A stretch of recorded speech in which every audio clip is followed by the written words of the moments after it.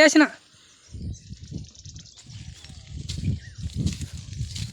High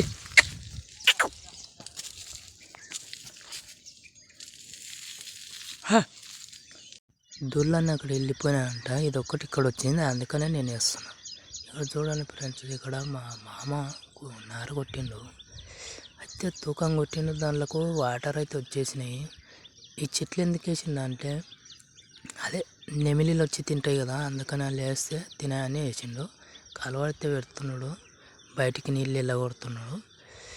ఈ చెట్లు ఇట్లా పెడితే పందులు కూడా తింటలేవు అని అట్లా వేస్తారు ఫ్రెండ్స్.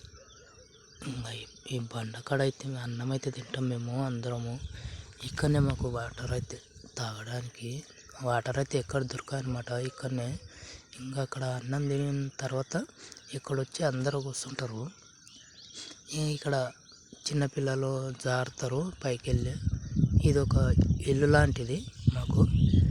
అయితే ఒకసారి చూడండి ఎట్లా ఉందో ఇది. ఎంత వర్షం వచ్చినా కానీ వర్షం అయితే తడవలేము దీంట్లోకి వెళ్ళినామంటే. చాలా అంటే చాలా నీట్గా ఉంటుంది, సాఫ్ ఉంటుంది. అందరూ ఇక్కడ నుండి అందరం ఇక్కడనే కూర్చొని ఇంకా కిందికైతే చూస్తాము. పొలాలంక దుళ్ళు వస్తున్నాయా లేదా, మన దుళ్ళు పడుతుందా అట్లా ఇట్లానే చూసుకుంటూ ఉంటాము ఇక్కడ పైన కూర్చొని. చూడండి ఫ్రెండ్స్, లొకేషన్ అయితే ఎట్లా ఉంటుంది మనది, మామూలుగా ఉండదు. ఇట్లా చూసుకుంటాం. మన పొలం అయితే ఇదే ఫ్రెండ్స్. ఇక ఈ మూడు అయితే కొట్టినాము, ఒట్టెలు చల్లినాము. ఇంకా దీనికోసమనే వచ్చిన నేనైతే. వాటర్ అయితే ఏడలేవు, ఇంకా మూలకు కొద్దిగా ఉన్నాయి, మామూలు విషయమే. వీడియోనైతే తప్పకుండా లైక్ చేయండి, షేర్ చేయండి, కామెంట్ చేయండి.